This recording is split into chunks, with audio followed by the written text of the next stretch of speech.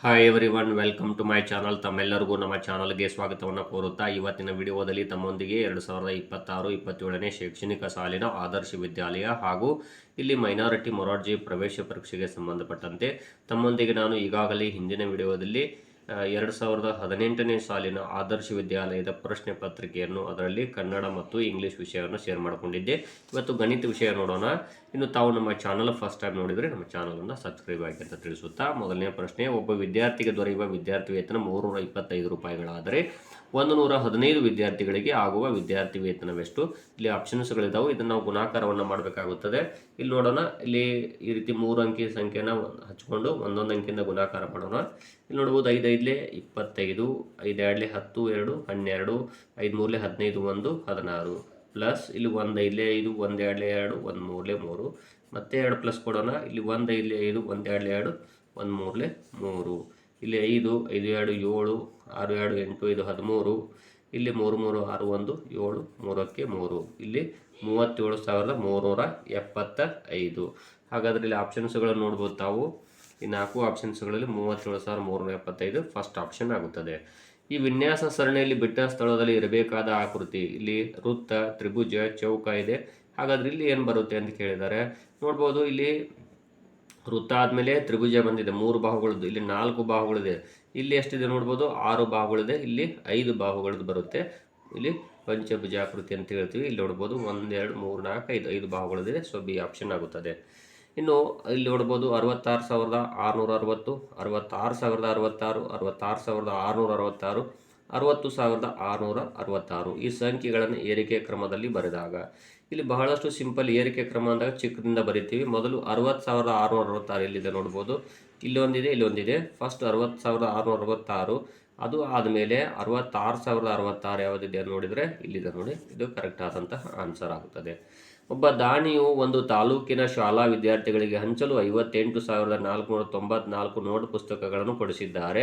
ಅದರಲ್ಲಿ 8,352 ಮತ್ತು 14,395 ಪುಸ್ತಕಗಳನ್ನು ಹಂಚಿಕೆ ಮಾಡಲಾಗಿದೆ.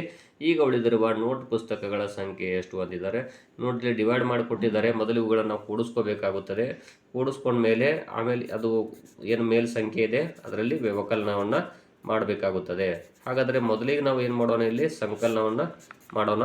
ಇಲ್ಲಿ ನೋಡ್ಬೋದು, ತಮಗೆ ತಿಳಿಸ್ಕೊಡ್ತೀನಿ. ಇಲ್ಲಿ 5 2 7 9 5 14, 3 3 6 1 7, 8 4 12, ಇಲ್ಲಿ 22,747 ಖರ್ಚಾಗಿದ್ದಾವೆ.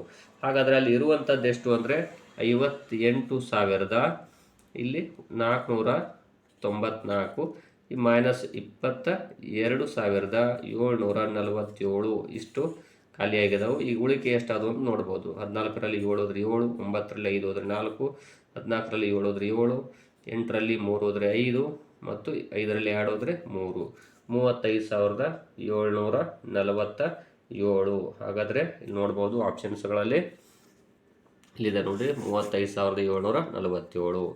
ಇನ್ನು 50ನೇ 146 ಈ ಭಿನ್ನ ರಾಶಿಯ ದಶಮಾಂಶ ರೂಪ ಅಂತ ಹೇಳಿದರೆ ಇಲ್ಲಿ 2.92, 29.2, 1.46, 14.6 ಅಂತಿದೆ.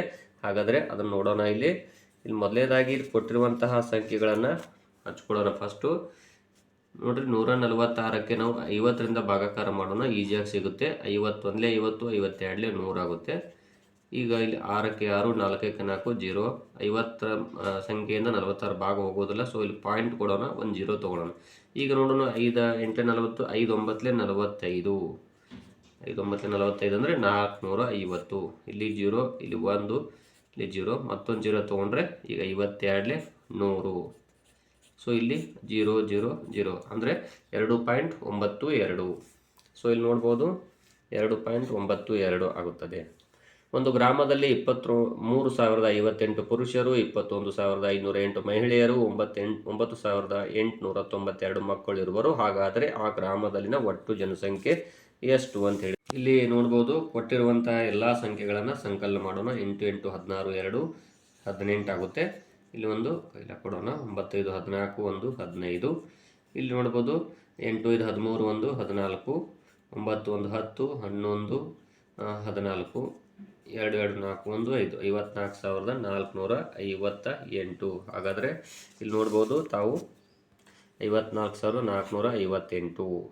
ಒಂದು ಕಂಬದ ಎತ್ತರ 2 ಮೀಟರ್ 40 ಸೆಂಟಿಮೀಟರ್ ಇದೆ, 48 ಸೆಂಟಿಮೀಟರ್ ಇದೆ. ಒಂದು ಕುರ್ಚಿಯ ಎತ್ತರ ಆ ಕಂಬದ ಎತ್ತರಕ್ಕಿಂತ 75 ಸೆಂಟಿಮೀಟರ್ ಕಡಿಮೆ ಇದೆ.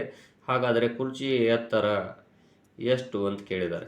ನೋಡ್ಬೋದು ಇಲ್ಲಿ ಒಂದು ಕಂಬದ ಎತ್ತರ 2 ಮೀಟರ್ 48 ಸೆಂಟಿಮೀಟರ್, 2 ಮೀಟರ್ 48 ಸೆಂಟಿಮೀಟರ್. ಹಾಗಾದರೆ ಆ ಕುರ್ಚಿ ಎತ್ತರ ಕಂಬದ ಎತ್ತರಕ್ಕಿಂತ 75 ಸೆಂಟಿಮೀಟರ್ ಕಡಿಮೆ ಇದೆ ಅಂತಿದ್ದಾರೆ. ಇದು ಮೀಟರಲ್ಲಿದೆ, ಇದು ನಾವು ಸೆಂಟಿಮೀಟ್ರಲ್ಲಿ ಮಾಡ್ಕೋಬೇಕು. ಇಲ್ಲಿ 2 ಮೀಟರ್ಗೆ 200 ಮೀಟರ್ ಪ್ಲಸ್ 2 ಮೀಟರ್ಗೆ 200 ಸೆಂಟಿಮೀಟರ್ ಮತ್ತು 48 ಕೂಡಿಸಿದರೆ ಅಲ್ಲಿ 248 ಸೆಂಟಿಮೀಟರ್ ಆಯಿತು. ಇದರಲ್ಲಿ 75 ಮೈನಸ್ ಮಾಡೋಣ. 8ರಲ್ಲಿ 5 ಹೋದರೆ 3, ಇಲ್ಲಿ 14ರಲ್ಲಿ 7 ಹೋದರೆ 7, ಇಲ್ಲಿ 2ರಲ್ಲಿ 1 ಹೋದರೆ 1. ಸೊ ಇಲ್ಲಿ 173 ಆಯಿತು. ಹಾಗಾದರೆ ಇದನ್ನು ಹೊಳ್ಳಿ ಮೀಟರಲ್ಲಿ ಇಡಬೇಕಾಗುತ್ತೆ. ಇಲ್ಲಿ 1 ಮೀಟರ್ 73 ಸೆಂಟಿಮೀಟರ್ ಆಗುತ್ತದೆ. ನೋಡ್ಬೋದು ಇಲ್ಲಿ ಆನ್ಸರ್ಗಳನ್ನು ನೋಡಿ. ಇಲ್ಲಿ 3 ಮೀಟರ್ 23, 1 ಮೀಟರ್ 73 ಇದೆಯಲ್ಲ, ಇದು ಆನ್ಸರ್ ಆಗುತ್ತದೆ. ಒಂದು ಚೌಕಾಕಾರದ ಬಿಳಿ ಬಟ್ಟೆಯ ಉದ್ದ 12 ಮೀಟರ್ ಇದೆ. ಅದಕ್ಕೆ ಬಣ್ಣ ಹಚ್ಚಲು 1 ಚದರ ಮೀಟರ್ಗೆ 25ರಂತೆ ಬೇಕಾಗುವ ಒಟ್ಟು ಹಣ ಎಷ್ಟು ಅಂತ ಕೇಳಿದ್ದಾರೆ. ಹಾಗಾದರೆ ಇಲ್ಲಿ ಆನ್ಸರ್ ನೋಡ್ಬೋದು. 3400, 3500, 3600, 3700 ಅಂತ ಇದೆ. ಹಾಗಾದರೆ ಇಲ್ಲಿ ಒಂದು ಚೌಕಾಕಾರದ ಬಿಳಿ ಬಟ್ಟೆ ಉದ್ದ ಎಷ್ಟಿದೆ ಅಂದರೆ 12 ಮೀಟರ್ ಇದೆ. ಹಾಗಾದರೆ 1 ಚದರ ಮೀಟರ್ಗೆ ಬೇಕಾಗುವ ಒಟ್ಟು ಹಣ ಎಷ್ಟು ಅಂದಿದ್ದಾರೆ. ನೋಡೋಣ ಈಗ ಇಲ್ಲಿ ಈ ಪ್ರಶ್ನೆಗೆ ಆನ್ಸರನ್ನು ನೋಡೋಣ. ಇಲ್ಲಿ 12 ಮೀಟರ್ ಅಂದಿದ್ದಾರೆ. ಇಲ್ಲಿ 1 ಚದರ ಮೀಟರ್ ಅಂದಾಗ ನೋಡ್ಬೋದು ಇಲ್ಲಿ 1 ಚದರ metre equal to 1 metre into 1 metre. ಹಾಗಾದರೆ ಇಲ್ಲಿ ನಾವು 12 ಮೀಟರ್ ಇದೆ ಅಂದಾಗ ಅದನ್ನು ನಾವು ಏನು ಮಾಡ್ಬೇಕು, ಇಲ್ಲಿ ಮೊದಲಿಗೆ 12 ಇಂಟು 12 ಮಾಡ್ಕೋಬೇಕು. ಇಲ್ಲಿ 12 144 ಆಗುತ್ತೆ. ಇನ್ನು ನೆಕ್ಸ್ಟು ಈ 144ಕ್ಕೆ ನಾವೇನು ಮಾಡ್ಬೇಕು, ಇಲ್ಲಿ ನೆಕ್ಸ್ಟು 25ರಿಂದ ಗುಣಾಕಾರ ಮಾಡಬೇಕು.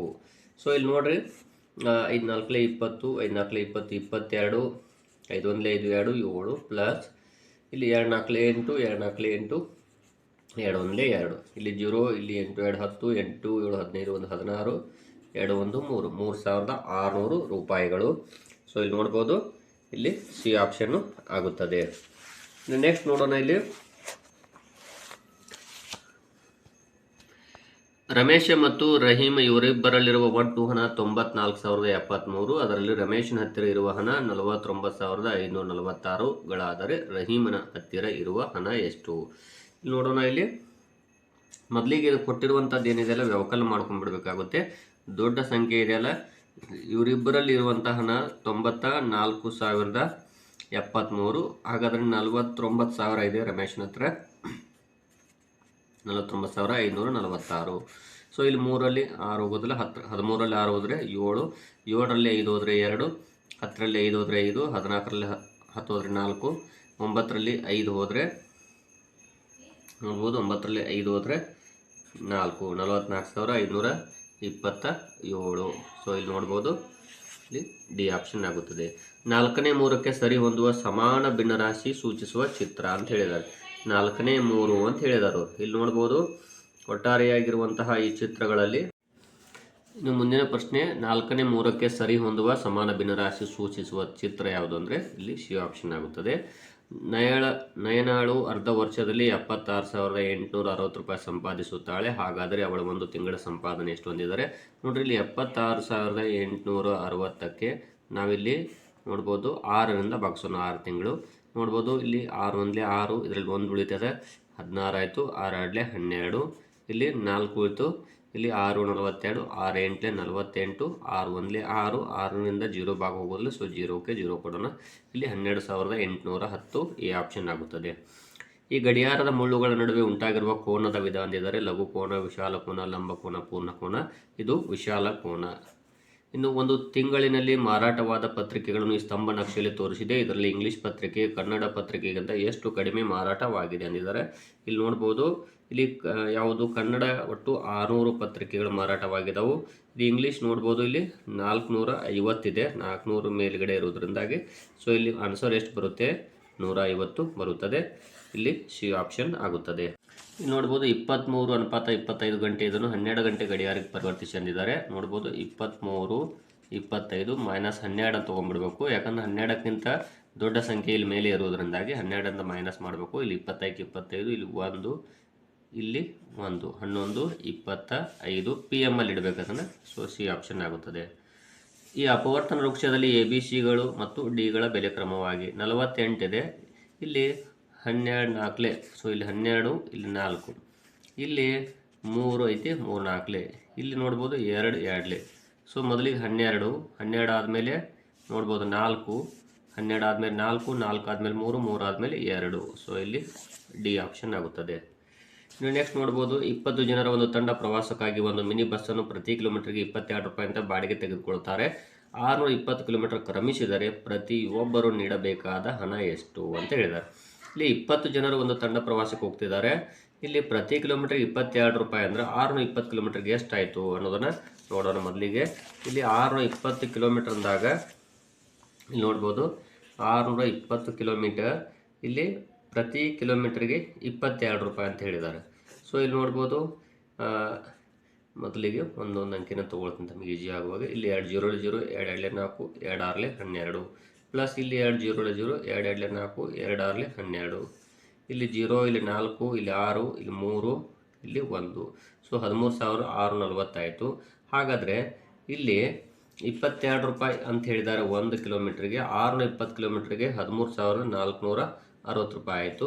ಇಲ್ಲಿ ನೀವು ಪ್ರತಿಯೊಬ್ಬರಿಗೆ ಎಷ್ಟಾಗುತ್ತೆ ಅಮೌಂಟ್ ಅಂತ ನೋಡೋದಾದ್ರೆ 13,640 ರೂಪಾಯಿಗೆ ನಾವು ಇಲ್ಲಿ 20 ಜನರಿಂದ ಅಂದಿದ್ದಾರೆ. ಇಲ್ಲಿ 24 80, 25 100, 26 120, 26 120. ಸೊ 6ಕ್ಕೆ 6, 3ರಲ್ಲಿ 2 ಹೋದರೆ 1 0, 4 ಇಳಿಸ್ಕೋತೀವಿ 28 160 ನೋಡ್ಬೋದು. ಇಲ್ಲಿ 4ಕ್ಕೆ 4, ಇಲ್ಲಿ 0, ಇಲ್ಲಿ 0, ಈಗ 0 ಇಳಿಸ್ಕೋತೀವಿ 22 40. ಸೊ ಇಲ್ಲಿ 0 0. ಹಾಗಾದರೆ ಇಲ್ಲಿ ಎಷ್ಟು ಆನ್ಸರ್ ಆಯಿತು? 682 ನೋಡ್ಬೋದು. ಇಲ್ಲಿ ಆನ್ಸರು 682 ಆಗುತ್ತದೆ.